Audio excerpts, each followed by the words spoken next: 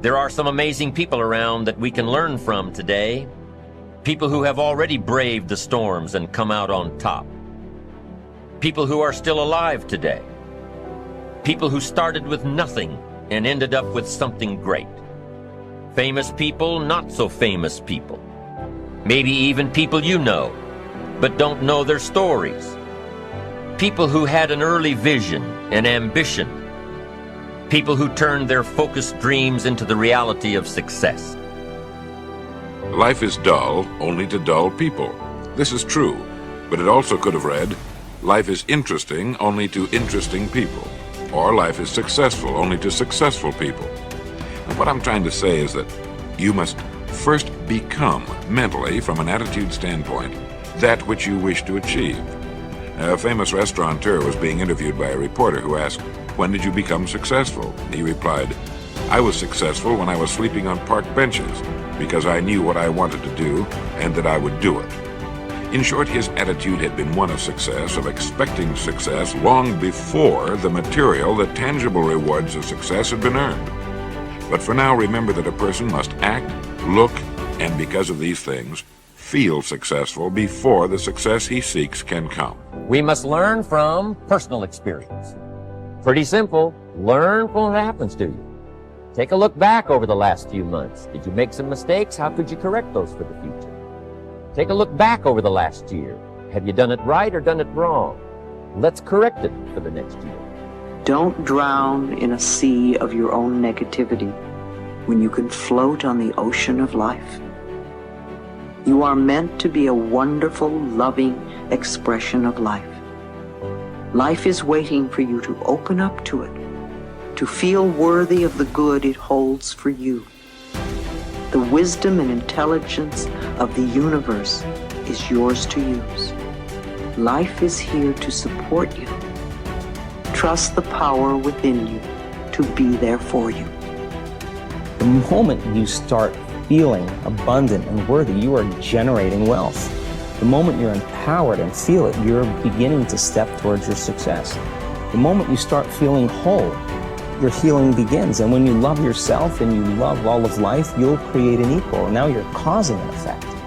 And I think that's the difference between living as a victim in your world, saying, I am this way because of this person or that thing or this experience. They made me think and feel this way. When you switch that around, you become a creator of your world, and you start saying, my thinking and my feeling is changing an outcome in my life. And now that's a whole different game, and we start believing more that we're creators of reality. This is your moment to shine. And if you're not willing to shine, then step aside. If you're not willing to work, then this is not the place for you. You got to toughen up.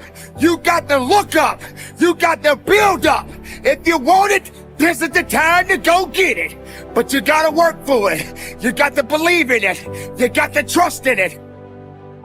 If you put yourself in a new situation, then new genes code for new proteins and build new neural structures and new nervous system structures. Same thing happens to some degree when you work out, right? Because your muscles are responding to the load, but your nervous system does that too. So you imagine that there's a lot of potential you locked in your genetic code.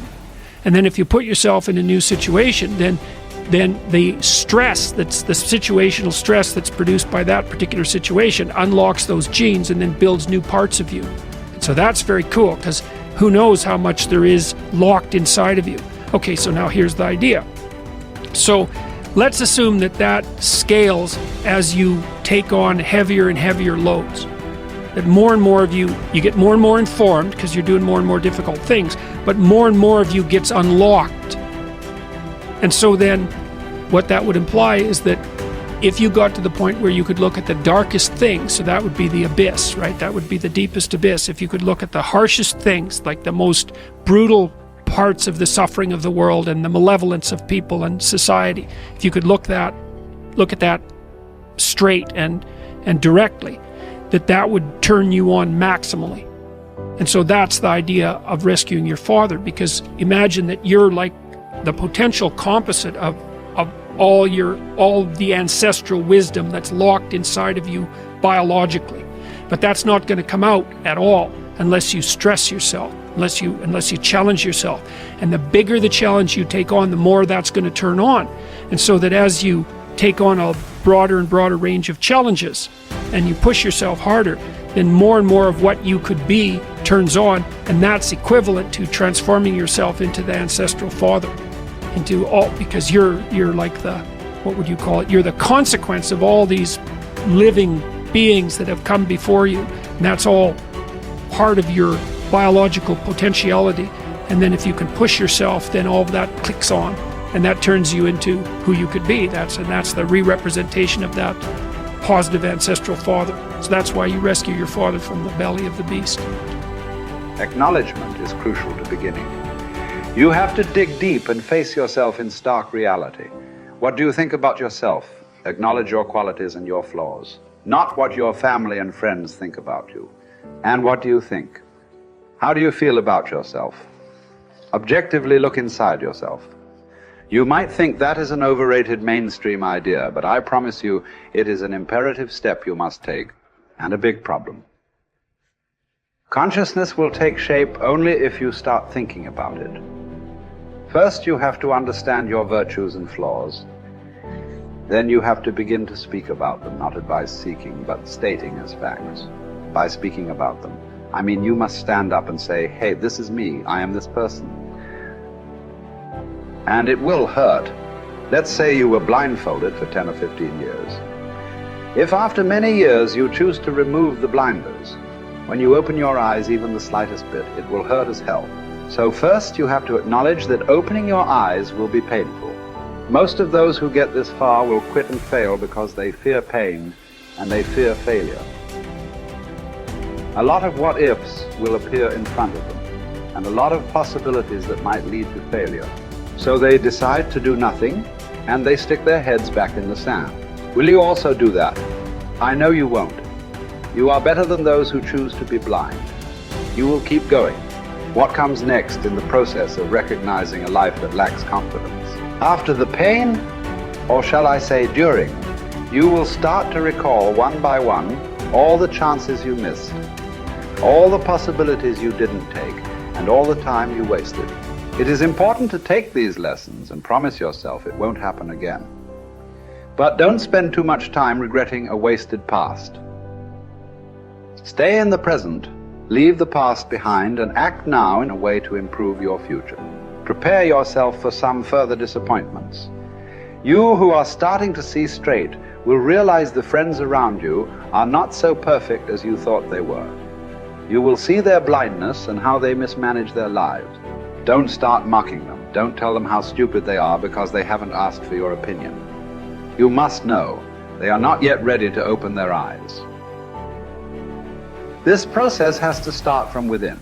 You don't achieve worthwhile goals quickly or easily. They take time. They take struggle.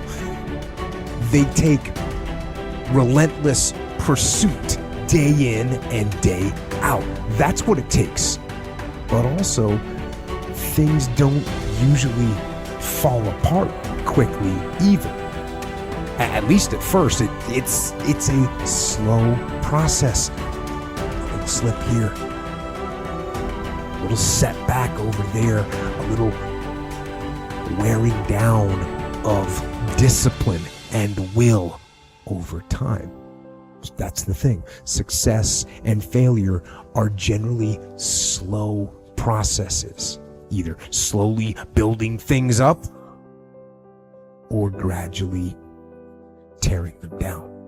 And that's why I say you've got to pay attention. You have to watch. You have to watch every single second, because those seconds, they turn into minutes, and minutes turn into hours, and hours turn into days, and days turn into years. And so that second that just went by, that counted. And so did that second. And so did that one. And in those precious seconds, you were either building or you were decaying. You are either gaining ground or you are losing ground. In that second, and in every second. Every second counts. So make every second